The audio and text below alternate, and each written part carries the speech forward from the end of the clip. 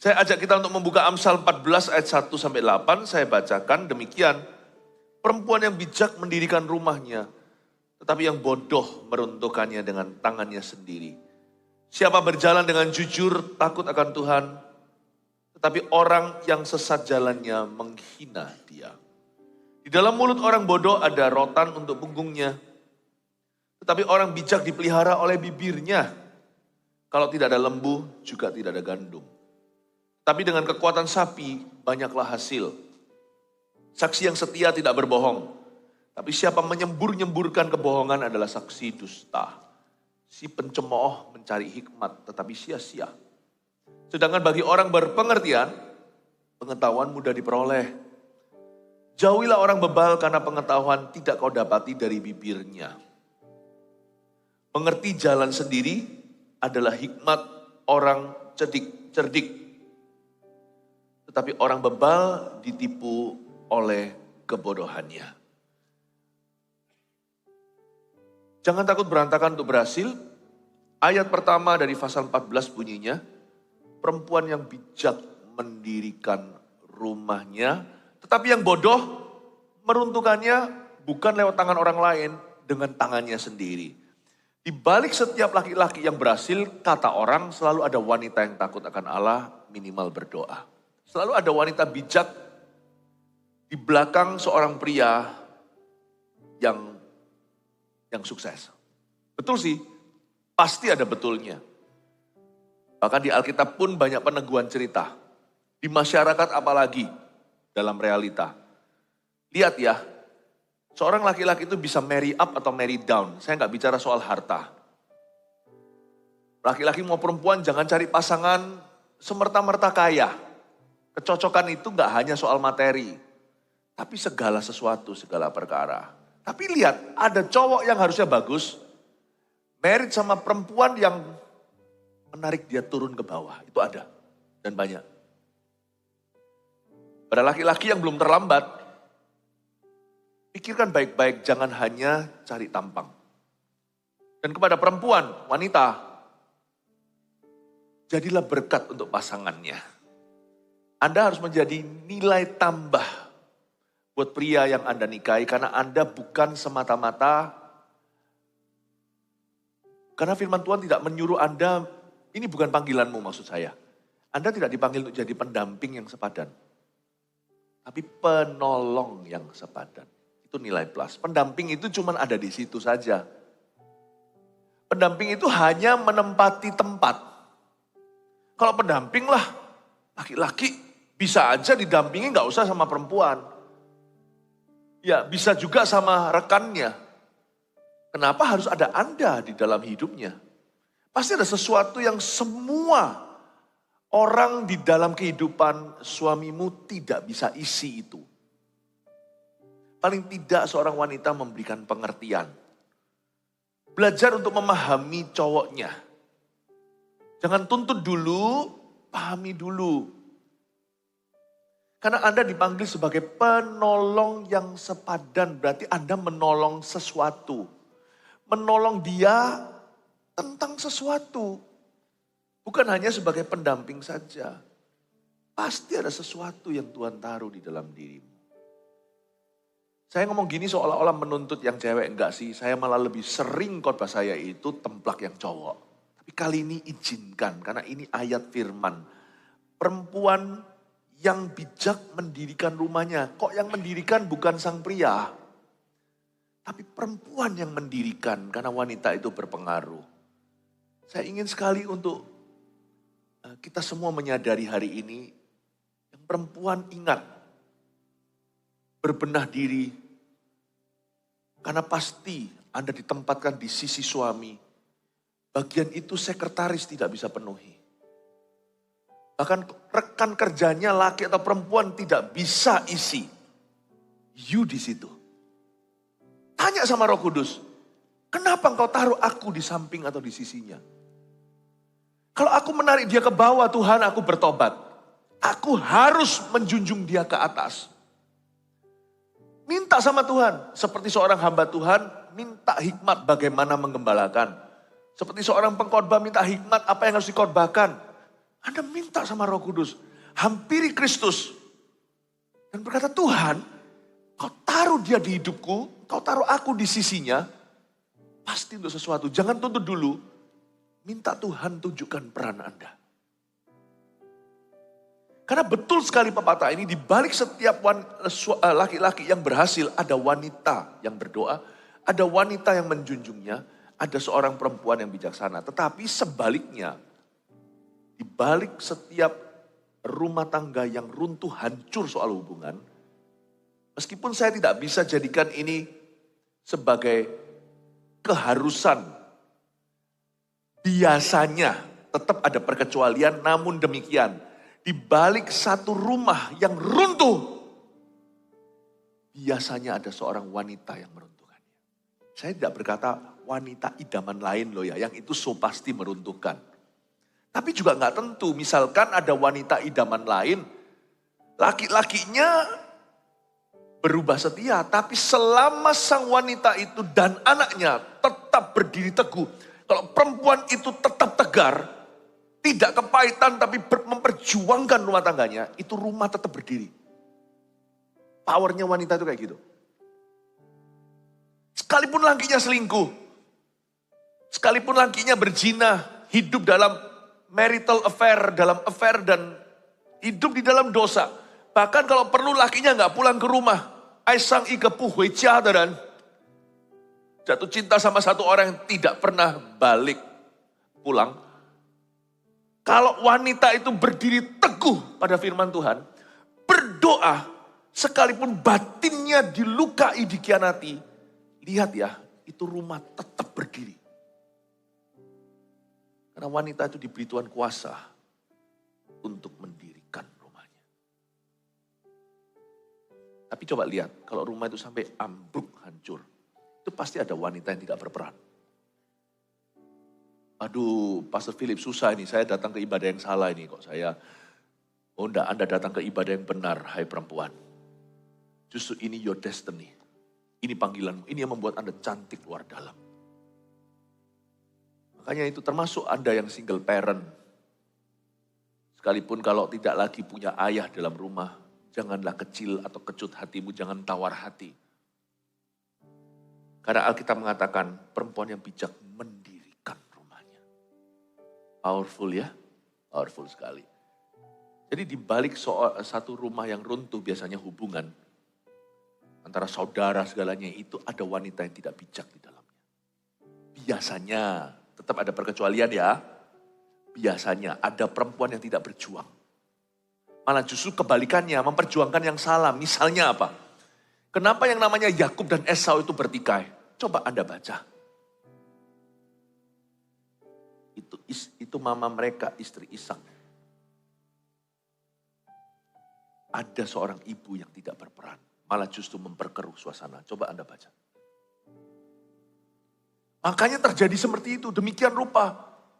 Pihak memihak sehingga apa yang terjadi adalah hasutan yang terjadi, tipu daya, curi berkat, lalu lari, pilih kasih dan sebagainya. Itu ada wanita yang tidak berfungsi di dalamnya. Anda lihat itu. Karena Alkitab mengatakan dan memperingatkan, seorang perempuan yang kurang bijak aja, apalagi yang tidak bijak, akan meruntuhkan rumahnya dengan tangannya sendiri. Karena itu wanita harus rohani. Bukan hanya religius atau cuman kelihatannya cinta Tuhan, tapi prinsip-prinsipnya harus betul. Wanita tidak boleh punya pikiran yang tidak sesuai dengan firman Allah di dalam rumah tangga yang takut akan Tuhan. Ibu rumah tangga harus penuh dengan firman. Tugas Anda berat, Bu. Anda itu juga semacam imam terhadap suamimu dan imam terhadap anakmu. Seorang wanita itu juru selamat di dalam rumahnya. Dia itu arus tengah, ke atas ke plafon yaitu kepala keluarga, ke bawah yaitu ke kaki meja, yaitu putra-putrinya.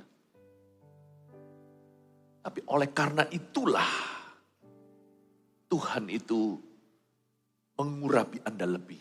Saya jadi ingat kata-kata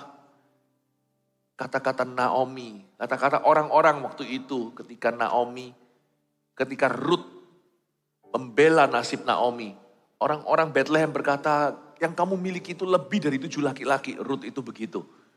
Itulah berkat untuk setiap ibu rumah tangga atau mama dan keluarga Anda juga bisa berprofesi tentunya di marketplace. Tetap bagaimanapun juga kalau Anda menikah, punya anak apalagi, Anda itu istri, status terutamamu dan juga ibu. Status lain itu tambahan. Mungkin agen asuransi, mungkin agen properti. Mungkin punya pekerjaan bisnis sendiri, entrepreneur. Atau Anda kerja di perusahaan mana. Itu tambahan. Bottom line, yang terbesar, kalau Anda sudah menikah dengan seorang pria, maka statusmu nomor 1 adalah istri. Berarti Anda juga semacam imam terhadap suami. Anda juga imam terhadap anak kalau dikaruniai putra-putri. Makanya itu, urapan Ruth itu. Makanya ada banyak di Alkitab itu, kitab yang dikhususkan untuk perempuan. Esther, Ruth, padahal Esther itu ada Mordekai, kalau Anda baca itu pamannya. Sepupunya tetapi usia paman, sepupu jauh terpaut umur mereka berdua. Mordekai itu luar biasa, malah dia itu pejabat. Tapi kenapa Esther yang diangkat? Perempuan itu memang luar biasa berpengaruh. Dan setan tahu, makanya setan ajak ngomong Hawa, bukan ajak ngomong Adam di Taman Eden. Berbincang-bincanglah dengan Kristus dalam rumahmu. Dan kalau Anda punya profesi di luar sana, wah, biar urapanmu bertambah. Berbincang-bincanglah dengan Kristus. Wanita harus jaga moralitas. Sebab di balik seorang laki-laki yang utuh, ada wanita yang bijak. Saya selalu ngomong juga dalam hidup saya nggak bisa sejauh ini kalau bukan karena istri saya. Kalau saya menikah, I can marry down. But I have married up. Dia membuat aku menjadi lebih baik. Paling tidak beberapa hal, mumpung istri saya lagi tidak di sini sekarang mendengarnya, saya boleh rasan-rasan. Dia membuat saya lebih tepat waktu. Dia membuat saya menjadi lebih profesional. Dulu saya nggak pernah ada agenda. Pokoknya kemana Roh Kudus suruh. Saya cuma pakai satu tas Alkitab itu ada sikat gigi di dalamnya. Tuhan suruh saya ke kiri, saya ke kiri. Tuhan suruh ke kanan. Sekarang agenda saya dibeber 1,5 tahun sebelumnya. Besok apa, jam berapa, semua on the dot. Saya berubah jadi orang sejak saya menikah sama istriku. I've married up. Tapi puji Tuhan, tanya sendiri sama dia, tentunya saya tidak mau komentar. Karena Alkitab melarang kita untuk memuji dirinya. Memuji diri sendiri itu tidak boleh, biar orang lain yang melakukan. Semoga istri saya juga bersaksi sama. Menikah dengan saya, she has married up. Ya, semoga. Nanti tanya sendiri aja. Mungkin dulu yang pemalu, karena saya ini orangnya tidak tahu malu. Mungkin dia lebih tidak malu-malu, karena sama saya. Ya kan? Dulunya orang meja, pokoknya mikirkan semua di balik layar, kirim situ, kirim sini, bantu orang. Sukanya bantu orang gitu. Gak mau tampil sama sekali. Tapi membuat semua pekerjaan sekelilingku beres semua. Mungkin sekarang lebih mau keluar muka. Paling gak terpaksa. Gara-gara sama saya. Married up. Tapi saya ngomong tentang perempuan dulu. Anda bukan pendamping yang sepadan, gak ada ayatnya. Penolong yang sepadan. How have you helped your husband be a more godly man? Gimana Anda telah membantu suamimu untuk menjadi orang yang lebih takut akan Allah? Gimana Anda bisa sharing suami Anda dengan Tuhan? Ya apa caranya? Makanya seorang wanita jangan lekas-lekas. Jangan lekas-lekas untuk terima cinta laki-laki. Benahi imamatmu. Benahi. Karena kebahagiaan Anda bukan siapa laki-laki yang bisa membahagiakanmu. Kebahagiaan rumah tanggamu suatu hari. Sebagian, jikalau bukan sebagian besar, tergantung Anda. Hai penolong yang sepadan. Perempuan yang bijak mendirikan rumahnya. Tapi yang bodoh meruntuhkannya dengan tangannya sendiri. Terlalu banyak cerita di dunia. Di balik semua rumah tangga yang runtuh, ada wanita bijaksana. Jangan jadi yang kayak gitu ya. Jangan jadi. Kalau mama itu bijak, biasanya anak tidak akan bertikai. Sungguhan. Kalau mama itu bijak, lihat nanti ya. Suaminya itu bukan berarti semuanya harus beres. Enggak ya. Tugas harus berbagi. Pokoknya aku cuma cari money. Aku cari duit, kamu yang kerjakan semua rumah tangga. Enggak fair itu. Korah-korah sama-sama kalau tidak ada pembantu rumah tangga. Tolong bantu-bantu, apalagi kalau punya bayi, nggak mau punya suster, ada loh orang yang begitu. Makanya itu yang laki-laki, kecuali kalau memang keberatan banget, tapi kalau Anda itu mampu, meskipun tidak lepaskan anak itu hanya kepada seorang penjaga bayaran, tapi alangkah baiknya jangan suruh istri Anda itu melakukan A sampai Z dalam hidupmu. Jangan terlalu kaku filosofinya. Izinkan ada tangan-tangan yang membantumu. Suster juga nggak apa-apa, meskipun tetap kalau Anda tidak bisa percaya, monitor dan Anda melihatnya. Kasihani istrinya. Jangan berkata, enggak, kita akan pegang anak sendiri. Anaknya 4. Ya nggak apa-apa kalau bisa, kalau mampu silahkan. Tapi kalau enggak kasihan, nanti istri Anda cepat tua. Ingatlah bahwa peran dia utama itu bukan untuk bersih-bersih kora-kora, ganti diaper, popok segalanya. Kecuali kalau memang dia superwoman bisa segala sesuatu ya nggak apa-apa kalau itu kesepakatan. Tapi biasanya normalnya orang nggak semuanya itu punya kekuatan demikian. Suami harus belajar untuk fleksibel. Perhatikan untuk istrinya. Jangan suruh dia melakukan segalanya karena dia pada akhirnya peran dia utama adalah terhadap dirimu. Bukan terhadap anakmu. Ibu itu sementara sampai anak besar, istri itu sampai mati. Meskipun mama itu tetap seumur hidup ya, tapi perannya berkurang. Tetapi kalau tambah tua, lihat coba, peran istri semakin menjadi-jadi terhadap suaminya. Semakin tak terpisahkan. Jangan lupa, jangan jadikan istrinya, mentang-mentang gimana, tentunya bukan untuk alasan ekonomi saya ngerti, mungkin juga karena alasan idealisme. Gak apa-apa, kamu jaga semua anaknya segalanya, gak apa-apa, nanti akhirnya istrinya tidak berperan dalam kehidupan Anda. Nanti tidak tertata. Tolong dalam membuat kebijakan-kebijakan berhikmatlah. Apa yang baik, apa yang enggak. Setiap keluarga saya tidak bisa tentukan. Setiap family itu ada sendiri-sendiri. Saya berikan prinsipnya. Amin Bapak Ibu Saudara. Saya tidak berkata pro dan kontranya. Saya tidak mengurusi pro dan kontranya. Punya tangan-tangan yang membantumu atau tidak itu urusan keluarga masing-masing. Itu putusin sendiri. Cuman filosofinya di sini. Eman-eman istrimu. Sayangi dia. Paham ya Bapak Ibu Saudara? Semoga ini menjadi hikmat di lapangan, menjadi bahan pertimbangan untuk Anda memutuskan, khususnya keluarga muda yang belum menikah juga sama, yang cewek-cewek di sini. Bangun imamatmu, bangun ketangguhanmu. Mungkin ada area tertentu kenapa belum dikasih pacar. Gak tentu karena itu ya, jangan berkata nanti kalau aku sudah dapat semuanya itu, sudah aku betulkan dalam benak aku pacar pasti tiba, ya gak tentu. Gak tentu. Tapi maksud saya itu, sebelum Anda menjalin hubungan, itu bangun dulu. Pastikan prinsip-prinsip hidupmu udah benar.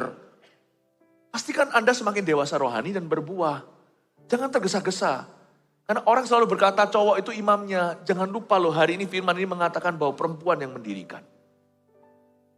Mendirikan rumah. Jikalau mungkin pria itu yang menjaga rumahnya. Pria yang takut akan Allah tidak mengizinkan rumah tangganya itu punya trauma. Laki-laki yang takut akan Allah itu sungguh-sungguh merupakan penjaga yang nomor 1 bagi keluarganya.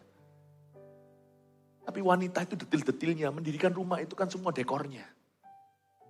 Karena itu Bapak Ibu Saudara, saya dorong Anda, kalau yang wanita terutama yang belum menikah, benahi diri dulu, perempuan harus pintar. Jangan pikirannya cuma untuk nanti cari siapa cowok yang cocok, apalagi kaya. Jangan kayak gitu, jangan murahan. Sekolah yang baik. Mungkin tidak usah sekolah super-super tinggi.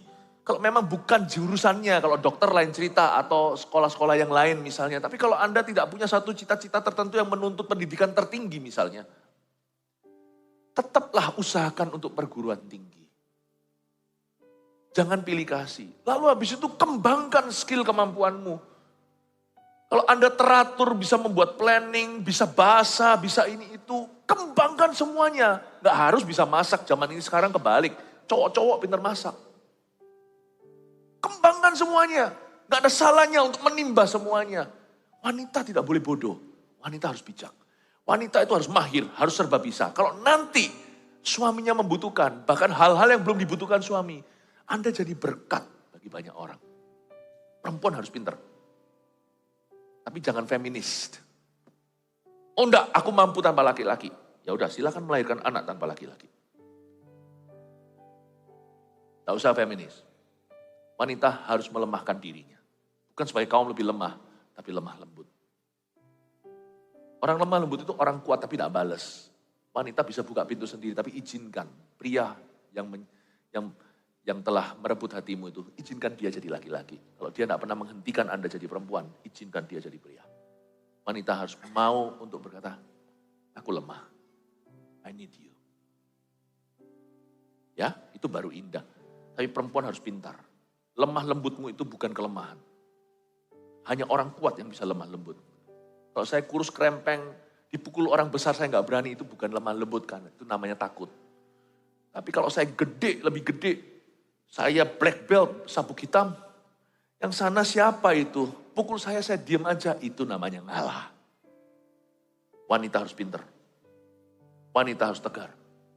Wanita harus kuat, harus berprinsip. Seperti Deborah, ketika Barak minta nasihat, kadang-kadang suami akan menjadikan wanita tempat nasihatnya. Tidak tentu wanitanya itu konselernya, tapi perempuan menjadi bahan pertimbangannya. Gimana menurut kamu segalanya supaya setara? Itu didapatkan sejak muda. Makanya itu anak perempuan yang punya anak perempuan di sini, jangan miliki visi yang rendah untuk dia. Miliki visi yang tinggi untuk anak perempuanmu. Jangan beda kasih di budaya-budaya tertentu, misalnya budaya yang sangat totok sekali. Budaya yang sangat tradisional misalnya. Anak laki-laki itu jagoan, harganya itu seolah-olah barternya gini. Satu laki itu sama dengan 2 perempuan, atau satu laki sama dengan 7 perempuan. Siapa bilang? Siapa bilang? Jangan punya visi yang rendah untuk anak perempuan. Karena Alkitab mengatakan perempuan yang bijak, lupakan kata rumah, mendirikan. Your daughters will build something. Putrimu itu akan membangun sesuatu bersama dengan Kristus. Lengkapi dia. Lengkapi. Lengkapi dia. Kalau semuanya perempuan itu adalah anak pertama Anda, jangan tunggu anak keduanya cowok, nanti di situ Anda investasi waktu. Kalau dia anak sulung, Tuhan sedang berbicara kepadamu bahwa dia nanti akan menjadi perekat keluarga. Dia harus punya hikmat. Tapi yang kasihan adalah anak cewek yang bungsu, yang paling terakhir. Nggak apa-apa lah, udah ini pupuk bawang. Jangan salah. Jangan salah. Tuhan taruh dia di paling belakang itu untuk alasan. Karena biasanya gizi terakhir itu yang paling bagus.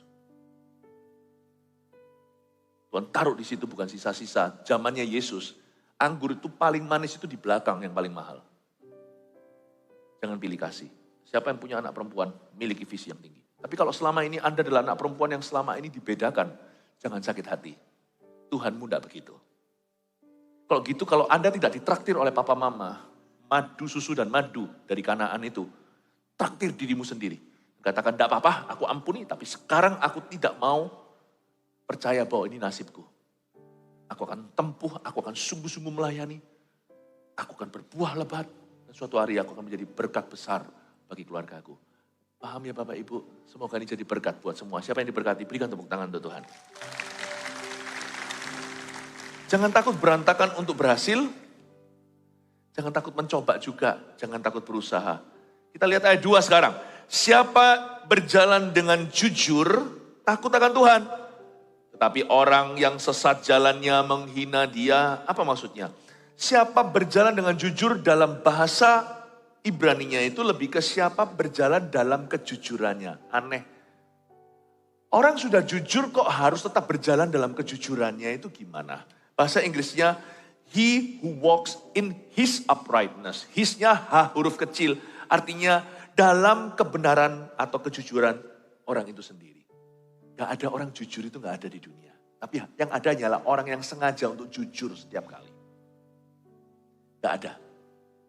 Gak ada yang namanya titik aman. Dulu itu ada satu game di TV, Who Wants to be a Millionaire itu, yang ada piramidanya, setelah dia sampai ke $1.000, aman. Lalu nanti aman berikutnya di 10.000, lalu 100.000, lalu 1 juta, ya kan? Ingat ya. Tapi kalau orang jujur nggak ada titik aman.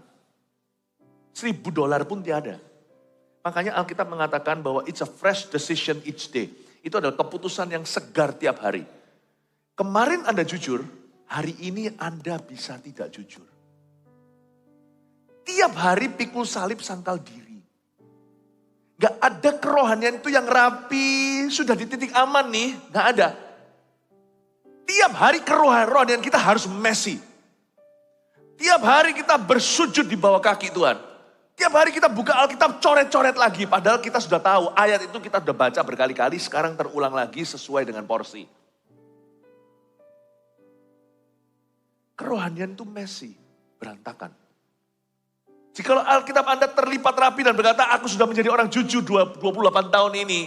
Siap-siap tahun ke-29 tahun lah. Tahun dustamu dan tahun kejatuhanmu. Gak bisa. Alkitab harus terus terbuka.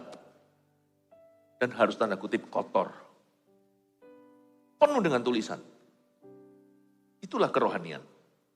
Makanya dikatakan di sini, siapa berjalan dengan jujur itu artinya siapa yang kakinya berlumuran dengan kejujuran. Siapa yang berjalan dalam kejujurannya setiap hari. Orang itu takut akan Tuhan. Takut akan Tuhan itu adalah kata aktif, bukan status, bukan identitas. Tidak ada orang bisa berkata, aku adalah orang yang takut akan Tuhan, tapi aku adalah orang yang terus takut akan Tuhan. Fresh decision each day. Gak ada orang yang bisa mengampuni sekali untuk selama-lamanya. Itu hanya Yesus yang berkata sudah selesai di kayu salib, hanya Allah. Tapi kita harus mempraktekkan dan mengamalkan pengampunan setiap kali kita dilukai. 7 kali 70 kali itu berarti hitung lagi.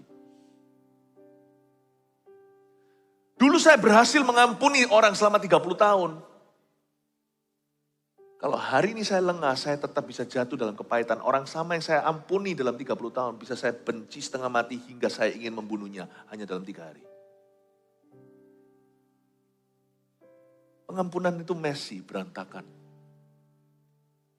Tidak ada orang bisa berkata, aku sudah ampuni. Misalnya, dulu pernah dikhianati oleh pasangannya. Lalu sudah, gak bisa. Ampun itu seumur hidup. Sakit lagi loh, Pastor Philip gimana? Ampuni lagi. Selamat datang di kalkulator Allah, 70 kali 7 silakan dihitung sendiri.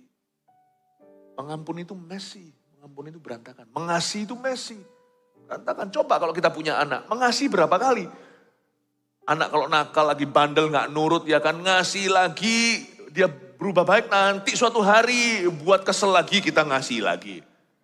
Kasih itu berlanjut to be continued. Sinetronnya gak pernah berhenti. Selama kita hidup, siap-siap berlumuran kaki kita dengan kejujuran. Ya. Oleh karena itu kita harus ingat bahwa iman tanpa perbuatan dalam hati. Perbuatan itu bukan amal sosial. Perbuatan itu artinya berbuat lagi sesuai dengan imanmu. Berbuat lagi sesuai dengan imanmu. Kalau imanmu mengasihi orang itu, berbuat lagi. Kasih dia lagi. Kalau imanmu adalah mengampuni hari ini yang dituntut oleh Allah, yang dikejar oleh Roh Kudus, ampuni dia lagi. Orang yang sama, ampuni lagi. Imanmu tidak akan mati. Terus berbuat terus sesuai dengan iman. Amin Bapak Ibu. Bagaimana dengan kalau saya sudah jatuh? Nah iman kita adalah pada kebangkitan, bukan kejatuhan. Bukankah kita merayakan kebangkitan Tuhan barusan berapa lama yang lalu? Bangkit lagi. Alkitab mengatakan di kitab Amsal pula 7 kali orang benar jatuh, 7 kali dia bangkit. Itu dia. Orang benar akan hidup oleh imannya itu bukan iman percaya, iman berbuat. Buat lagi sesuai dengan imanmu, buat lagi sesuai dengan imanmu. Let your hands never get tired. Jangan bicinkan tanganmu letih lesu. Coba lagi, bangkit lagi. Get messy, berantakan. Ini bukan berantakan artinya rumahnya berantakan. Kalau yang seperti itu, yang punya rumah harus belajar setia dalam perkara sederhana. Mau cari tahu, misalkan kalau Anda mau lihat apakah seorang anak muda itu siap pacaran, gak lihat aja kamarnya berantakan gak? Gimana bisa urus rumah tangga, kamarnya aja seperti kapal pecah. Bukan berarti jadi orang yang yang harus semuanya lurus. Apa itu namanya? OCD atau BCD, apa itu? Soalnya saya juga begitu. Bukan rahasia sedikit. Barang saya digoyang orang saya tahu. Agak over. Itu pun saya sekarang sengaja kadang-kadang tak miringkan supaya kalau saya kelihatan sesuatu tuh miring itu, nggak bisa tidur. Saya agak gitu sih. Jadi saya mengerti setiap kita itu gak ada normalnya. Semua kita itu ada anehnya. It's okay. Hidup dalam Kristus itu memang messy. Kita gak usah sempurna hari ini. Jangan coba konselingi orang untuk orang itu jadi normal. What is normal anyway? Normal itu apa sih? Buah itulah takarannya. Kalau kita berbuah kita jadi berkat buat orang. Jangan suruh orang jadi persis seperti Anda, karena Anda juga tidak normal. Tangkap ini Bapak Ibu Saudara. Gampang mau lihat, orang itu siap enggak untuk mengarungi rumah tangga. Lihat aja kamarnya. Seperti pecah enggak? Siap-siap nanti. Pulang ke rumah.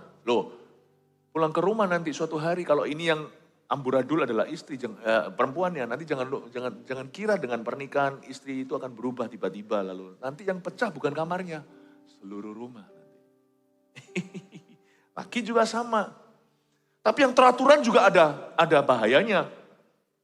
Nanti goyang sedikit marah-marah. Nanti nggak teratur, rasanya mau jambak nih kepala. Memang semuanya jadi teratur.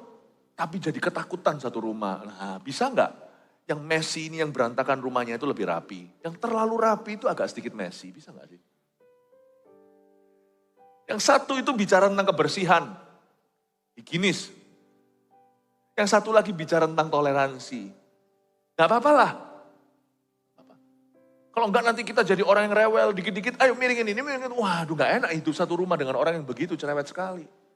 Untungnya saya nggak begitu. Gak apa-apa, silakan miring-miringkan semua. Nanti semua pulang baru saya luruskan. Mau tahu orang itu siap gak berumah tangga? Lihat kamarnya. Jangan ke kamar tapi kayak yang pacaran ya. Suruh temen yang lihat. Bagaimana kita bisa atur? Jangan. Ini bukan messy berantakan rumahnya. Ini berantakan dalam arti berusaha mencoba bangkit melakukan apa yang benar. Messy. Belajar dari kesalahan, bangun lagi yang runtuh itu. Sukses itu gitu, sukses itu bukan sempurna. Perfection is not success. Sukses itu mencoba. Sukses itu jalan terus. Ini yang dimaksudkan di Alkitab. Siapa berjalan dengan jujur takut akan Tuhan. Tapi orang yang sesat jalannya menghina dia. Di dalam mulut orang bodoh ada rotan untuk punggungnya ayat 3. Tetapi orang bijak dipelihara oleh bibirnya. Coba lihat di mulut orang bodoh ada rotan untuk punggungnya sendiri. Jadi lucu ya. Dia nggak perlu algojo untuk memukulnya. Mulutnya sendiri produksi rotan untuk punggungnya. Apa maksudnya di sini? Ini maksudnya orang-orang yang angkuh dan sombong, yang attitude sikap hatinya itu salah di hadapan Allah. Itu biasanya kata-kata mereka bukan hanya melukai Allah, melukai sesama dan akhirnya melukai dirinya. Hati-hati gunakan mulut. Messy itu berantakan boleh dalam hal mencoba, but not in your words. Bukan dalam kata-kata. Karena di kata-kata kita ada kuasa. Kata-kata kita tidak boleh messy, kata-kata kita tidak boleh berantakan. Orang katanya, ya memang dia orangnya gitu ceplas-ceplos, ya nggak apa-apa. Orang ceplas-ceplos itu boleh, asal dia juga bisa terima orang ceplas-ceplos sama dia. Kalau dia nggak bisa terima itu udah adil namanya. Iya enggak? Ada orang yang bisa ditoleransi sama kawan-kawannya. Memang dia dari dulu gitu, ceplas-ceplos. Tapi coba Anda perhatikan, orang ceplas-ceplos itu nggak kenaan. Kalau dia yang diceplosi, dia marah. Loh, kalau gitu ya nggak fair. Itu bukan ceplas-ceplos bro, itu namanya bullying. Ayo to be fair, coba. Kalau sana ceplos-ceplos, yang lainnya ceplos-ceplos, oke. Nah itu namanya ini orang memang begitu. Ya sudahlah, kalau gitu-gitu ya kita bisa ngerti. Jadi jangan pernah dengan alasan memang aku dari dulu ceplas-ceplos begini, mau apa? Berubah. Itu bukan messy berantakan yang ditoleransi. Sebab kata-kata kita itu mengandung salvation and provision, pahami itu. Alkitab mengatakan kata-kata kita itu mengandung keselamatan, ada kuasa dalam perkataan kita dan mengandung persediaan Allah. Karena kita percaya kita menerima. Di mulut kita mengaku. Di dalam mulut orang bodoh ada rotan untuk punggungnya. You see, ini ayat ya. Saya pakai bahasa Inggrisnya dulu. If you are your worst enemies, if you are your worst enemy, you do not need any other enemies to destroy your life. Jikalau dirimu adalah musuhmu yang terbesar, Anda sudah tidak perlu musuh lainnya untuk menghancurkan hidupmu. Mulut orang yang tidak dijaga adalah musuh orang itu. Orang begitu, gak usah dibalas, sungguhan. Diam aja, gak usah didoakan tuh hukuman Allah, sungguhan. Diemin aja, tinggal tunggu waktu TikTok, dia akan hancur. Kalau orang itu adalah musuh terbesar dirinya sendiri, orang itu akan hancurkan atau self-destruct, akan hancurkan dirinya sendiri. Ini juga peringatan buat kita yang ceplas-ceplos, yang berantakan, messy kata-katanya. Yang suka mengucapkan kalimat-kalimat yang bahkan kita sendiri akhirnya memilih untuk tidak ingat atau memang melupakan janji. Orang-orang yang suka luka kanan kiri, yang suka gosipi dan sebagainya. Oh, mulut seperti itu tidak mendatangkan berkat, mendatangkan rotan bagi punggungnya. Amin Bapak Ibu Saudara. Semoga ini kita bisa mengerti bahwa mulut yang begitu tidak akan membawa keberhasilan, tapi membawa celaka. Celaka bagi orang mendengarnya, tapi lebih celaka bagi orang yang menyemburkannya.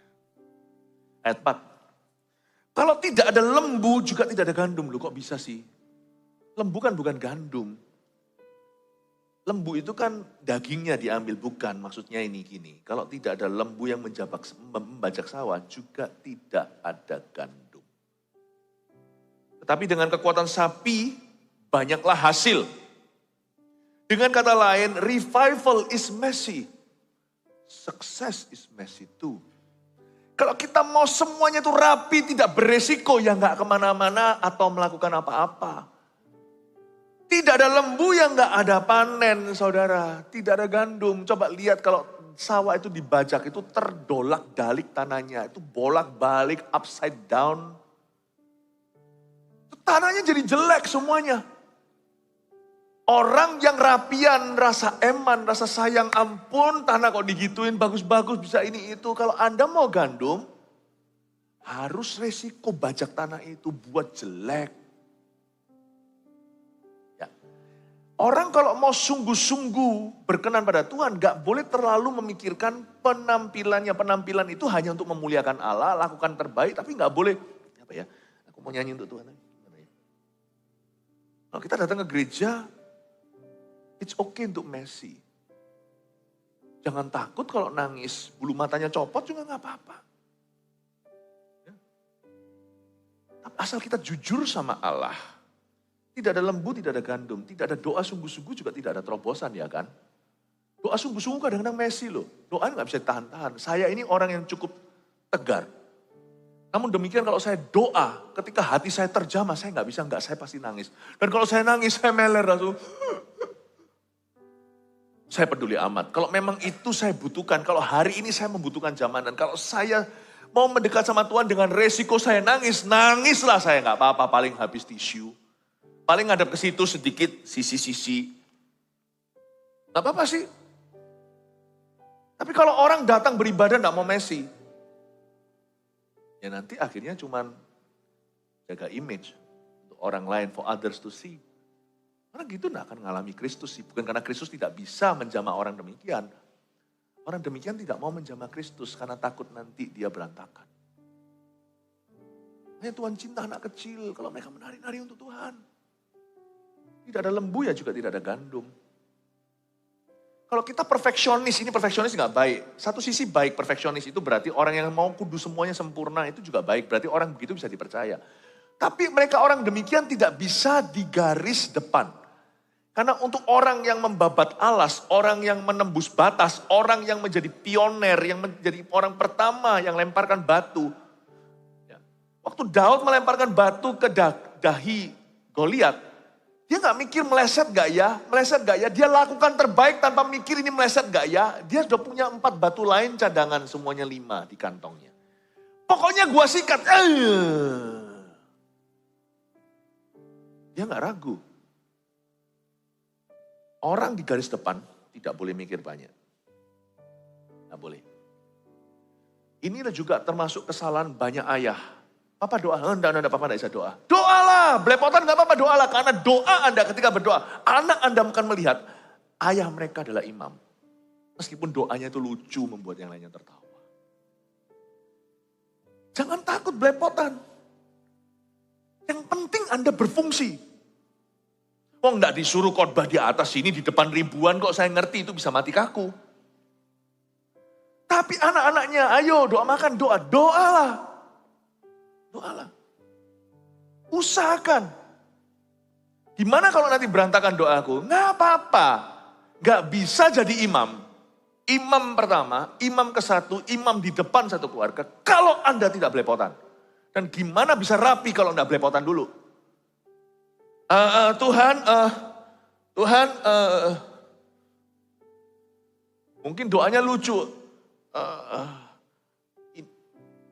Terima kasih untuk kangkungnya. Anak-anaknya mulai ketawa.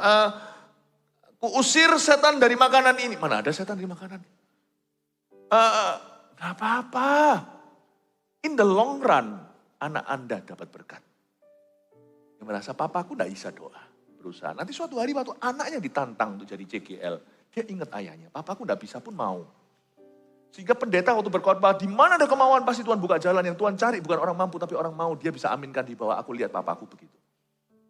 Berkatmu itu lebih daripada doanya. Jangan takut Messi. Apa disuruh baca firman, suruh menyampaikan kesaksian. Gugup, sampaikan aja. Gak apa-apa. Jangan takut. Karena tidak ada lembu, berarti tidak mencoba. Berarti tidak membajak sawah. Ya jangan harap ada panen. Lembu memang dipakai oleh petani untuk menghancurkan sawah. Asal reputasi Anda dan saya tidak hancur karena amoralitas. Gak apa-apa reputasi kita tuh hancur karena gagal mencoba, karena belajar dalam mencoba. Wah, aku malu nanti pulang tidur, ketawa sama anak-anaknya tadi doa gimana itu kan kepikiran terus menghantui. Tadi gimana ya orang kira-kira menganggap aku gimana ya, padahal itu keluarga sendiri gak apa-apa lah. Kerusakannya tidak seberapa. Itu keluarga pasti toleransi semua dan mereka diam-diam di hati bangga papanya berdoa. Tapi Anda bawa dalam tidur itu, aduh malu aku sama anak-anak, gimana? Gimana mah? Ngomong sama istri, gak apa-apa. Gak apa-apa, papa udah mencoba. Aduh malu lu aku sama anak-anak segalanya. Gak apa-apa lah. Kita gak bisa maju kalau kita terlalu peduli sama reputasi. Gak bisa maju. Sungguhan gak bisa maju. Peduli sama reputasi gak bisa maju. Saya berkhotbah itu ribuan kali sungguhan. Kalau saya hitung sungguhan itu berapa kali I came crashing down. Khotbah itu susah loh, coba sekali-kali. Kenapa? Anda itu harus bisa baca pikiran orang, harus bisa tata kalimat. Ini nanti berikutnya, kata berikutnya saya nggak tahu. Ini bukan ceramah, kalau ceramah kan baca. Ini dari hati ke hati, saya harus feel your heart. Karena saya nggak tahu kadang-kadang kalau saya ngomong begitu tuh, apa nggak tahu. Ada banyak sekali yang namanya berantakan dalam khotbah saya bukan karena kurang persiapan. Hal-hal yang saya nggak pedulikan. 10 kali saya khotbah, berapa kali bagus sih? Aku nggak peduli. Asal I speak God's heart. Pernah sekali loh saya khotbah tuh, dasi saya miring gini, jemaat itu semua gak beritahu saya, tahu gak? Itu masuk di dokumentasi video, itu miring begini loh. Gak apa-apa lah. It's okay lah. Life will soon be forgotten, you know. Buahmu saja yang kau bawa ke kekekalan. Reputasimu gak seberapa. What others think not important at all. Orang lain mikir apa nggak penting. Amin Bapak Ibu Saudara. Tapi dengan kekuatan sapi banyak hasil. Orang yang berani mencoba, berani ambil resiko yang baik. Jangan spekulasi, ambil resiko yang benar. Berdoa itu ada resikonya. Menyampaikan firman itu ada resikonya. Mendoakan orang ada resikonya. Mengampuni orang ada resikonya. Orang itu kalau nggak berubah gimana, kalau aku dilukai lagi gimana. Mengasihi itu ada resikonya. Kalau yang tak kasih nggak ngerti-ngerti gimana. Tapi dengan banyaknya sapi, ribuan kali kau mencoba, ratusan kali aja berhasil, udah ada ratusan buah. Banyaknya sapi, panen terjamin. Dengan banyaknya sapi, Alkitab mengatakan, dengan kekuatan sapi banyaklah hasil. Amin Bapak Ibu? Ya? Zaman sekarang kan semua orang terlalu peduli dengan like. Like itu, wah fotonya gimana, wah sangat mempedulikan bagaimana image-nya. Alkitab ini, ayat ini tidak pernah kadaluarsa. Zaman bisa berubah, this is still the truth. Tetap kebenaran. Orang yang terlalu jaim, jaga image-nya sendiri. Orang itu tidak akan banyak hasil hidupnya. Jangan banyak hasil. Amin. Semoga diberkati Tuhan. Anda bisa nangkap semuanya ini ya. Semoga saya bicara hal-hal yang sifatnya kebenaran dalam hatimu. Tapi kebenaran di lapangan. Yang gini-gini bukan prinsip saja, tapi hikmat-hikmat di jalanan. Ini yang sebut hikmat jalanan ya gini. Ini yang namanya street smart. Saksi yang setia tidak berbohong ayat 5, tetapi siapa menyembur-nyemburkan kebohongan adalah saksi dusta. Maksudnya apa? Saksi yang setia tidak berbohong. Saya garis bawahi di Alkitab saya. Saksi yang setia nggak berbohong. Bersaksi itu mudah, sungguhan mudah.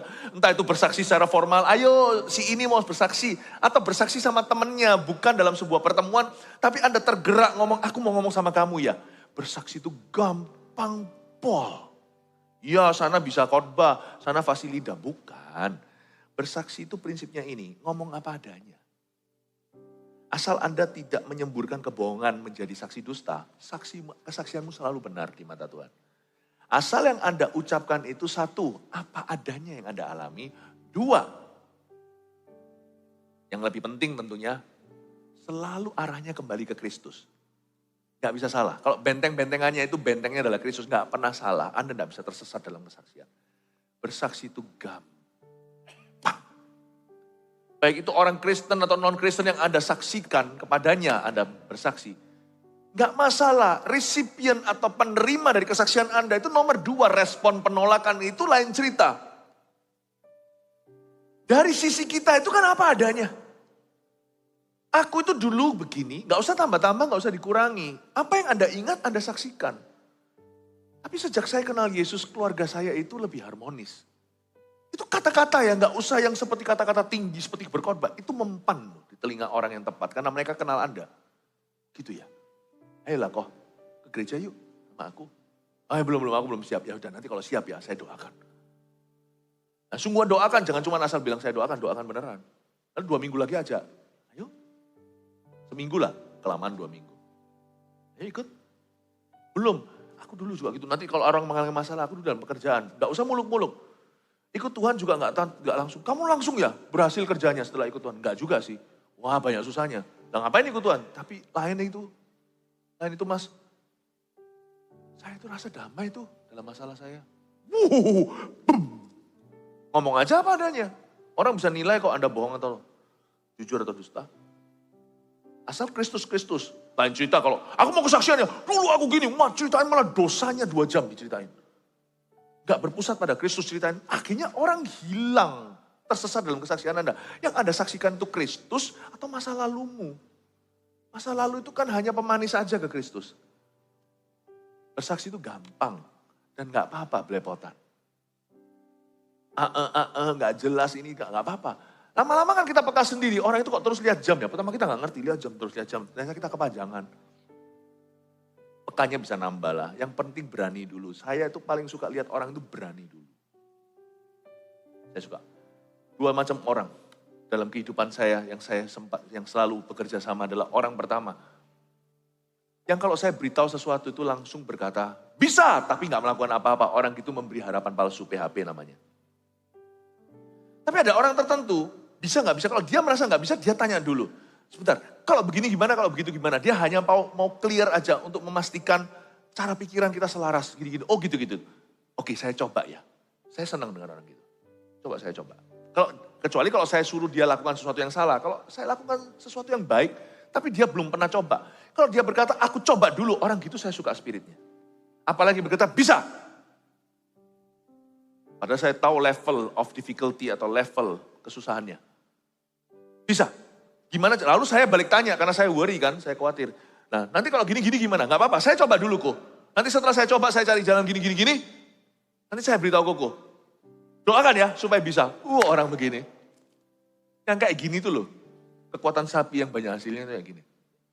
Saya suka kerja sama dengan orang begitu. Daripada yang pesimis, gak bisa. Aku gak punya ini, gak bisa. Gak bisa melulu. Rapi mejanya, tidak berbuat apa-apa. Meja itu harus seperti kapal pecah. Meja kerja, bukan kamar tidur Anda. Meja kerja itu harus seperti kapal pecah. Bukan karena sembarang buang sampah, tetapi karena begitu banyak bidang yang kita usahakan. Kita mencoba cari jalan. Tidak apa-apa jadi kapal pecah.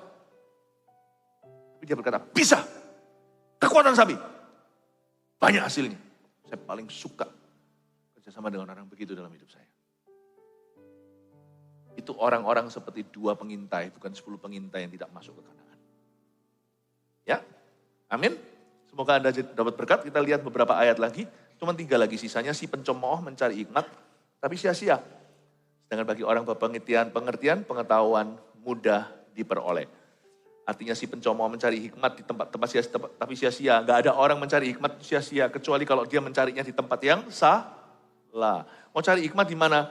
Lihat ini, sedangkan bagi orang berpengertian, pengetahuan mudah diperoleh. Kalau kita mau mencari hikmat, carilah di sini ya.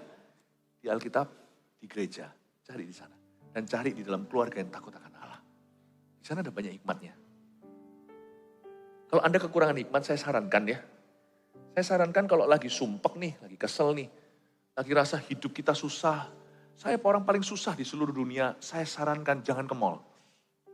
Selain ke gereja ya. Misalnya kalau ada gereja di mall seperti di sini, ya ke gereja. Tapi ada satu tempat lagi yang saya bisa rekomendasi. Kalau Anda mau cari hikmat, jangan ke pesta. Kalau kita lagi sumpek, kesel gimana, kita perlu pelampiasan, malah cari. Kalau kita bergaul dengan yang salah, kita malah nanti akan pelampiasannya ke tempat yang salah pula. Wah, kita minum-minum hanya lupa sebentar, lalu kembali lagi, belum lagi nanti hangovernya, lalu pusing sekali kena alkohol karena kelebihan. Lalu tiba-tiba belum lagi kerusuhan yang terjadi, orang bisa emosi ketika lagi di bawah pengaruh. Lalu habis itu belum lagi nanti masalah-masalah komplikasi yang terjadi, lalu pulang ke rumah, besok masalahnya masih di situ. Mau sampai kapan nih? Narkoba, nanti masalahnya beda, masalah udah pergi, narkobanya masih di sana. Saran saya, kalau selain di gereja, selain ke ruang doa Anda, pergi ke tempat perkabungan, Khotbah katakan lebih banyak hikmat daripada di tempat pesta. Waktu kita melihat, kita hanya bisa menghibur, mungkin kita tidak bisa ngomong apa-apa, ikut nangis dengan yang nangis. Seorang yang mungkin meninggal, yang Anda kenal, keluarganya yang ditinggalkan, yang berkabung, pergi ke situ, hibur mereka. Lupakan masalahmu, lihat masalah orang lebih besar. Anda pulang, saya garansi, Anda lebih iba kepada keluarga itu, Anda lebih ceria. Si pencomooh mencari hikmat tapi sia-sia, carinya di tempat pesta, carinya di dugem ria. Sedangkan orang berpengertian, pengetahuan mudah diperoleh. Amin Bapak Ibu. Jauhilah orang bebal, karena pengetahuan tidak kau dapati dari bibirnya. Jadi percuma, jangan cari hikmat di tempat yang salah. Itu tadi, kalau kita ketemu partners in crime, mitra dalam kejahatan pada waktu masalah, tahu nggak kutukan terbesar di hidup ini apa? Ketika Anda dalam masalah, yang datang itu penyakit kepada Anda. Bukan penyakit, sakit penyakit badan maksud saya. Yang datang itu orang yang membawa penyakit di dalam kehidupanmu. Hindari orang-orang itu ketika bermasalah. Waktu dalam masalah, cari Tuhan. Tapi aku datang dalam kondisi berantakan hidupmu, justru Tuhan cinta yang begitu. Kemarilah yang letih lesu. Datang sama Tuhan itu paling bagus pas berantakan, bukankah dia tabib? Healing always begins with a messy situation. Kesembuhan, kelepasan selalu dimulai dengan suatu kondisi yang berantakan dulu. Ayat terakhir, ayat 8, lalu kita selesai. Mengerti jalannya sendiri adalah hikmat orang cerdik, tapi orang bebal ditipu oleh kebodohannya. Haleluya. Artinya, pada akhirnya, ketika kita itu mencari hikmat di tempat yang tepat, kita akan lebih memahami dan mengenal diri sendiri. Tidak ada kebahagiaan di hidup ini, percayalah. Banyak orang itu salah paham sama dirinya, dikiranya kalau dia beli handphone yang baru paling canggih dia akan happy. Happy-nya sebentar, 1 minggu lalu lupa. Mobil baru atau apapun juga lah. Ternyata orang itu bahagia kalau dia bisa mengerti jalannya sendiri. Waktu dia mengerti, dia purpose driven, dia punya tujuan dan dia menemukan dan dia tahu motivasi hidupnya.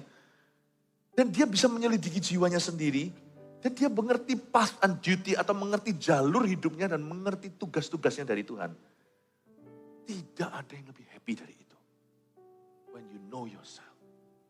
Mau tahu nggak orang paling happy adalah orang yang bisa hidup dengan dirinya sendiri dan aman. Mau tahu nggak orang paling nggak happy kenapa perlu obat penenang? Orang yang tidak bisa menerima dirinya. Orang yang tidak kerasan hidup sama dirinya sendiri. Kayaknya mau larinya ke substance atau kepada benda-benda itu seperti misalnya alkohol, narkoba, obat dan sebagainya. Karena dia harus lari dan dirinya nggak bisa karena tubuhnya di sini. Jadi dia harus larikan pikirannya, paham maksud saya? Sebenarnya orang tidak perlu narkoba, tidak perlu semuanya itu, seks bebas segalanya. Kalau dia bisa menerima wahyu Tuhan tentang dirinya. Oh, this is me. It is well with my soul. Wow. Matikan TV-nya, dia bisa tetap senyum-senyum. Tidak ada games, tidak ada HP, ambil semua HP-nya, dia nggak sakau kecanduan. Mana HP-nya, mana HP-nya? Dia bisa bersiulan, dia bisa happy dengan siulannya sendiri. Orang yang happy sama dirinya sendiri itu tidak didapatkan lewat bertapa. Banyak orang juga salah kiranya dengan meditasi. Tapi merenungkan firman Allah. You're the happiest person. Tapi orang bebal ditipu oleh kebodohannya. Tertipu dengan banyak hal yang dikira itu bisa mengisi kekosongannya. Bapak, Ibu, Saudara, target Tuhan bagi orang yang berantakan adalah bukan membuat mereka sukses, membuat mereka mengalami kepuasan batin di dalamnya. Datanglah pada Tuhan dalam kondisi berantakan, Tuhan tidak akan menolakmu. Tuhan siap untuk memperbaiki, meluruskan hidup kita. Dan Allah kita itu adalah Allah yang akan menyertai orang yang berani melangkah. Pada orang seperti itu Tuhan tidak berjanji keberhasilan tiba-tiba. Pada orang seperti itu Tuhan berjanji akan menyertai semua prosesnya, up and down-nya di dalam Tuhan. Saya berdoa supaya hidup Anda semakin hari semakin dipakainya. God bless you.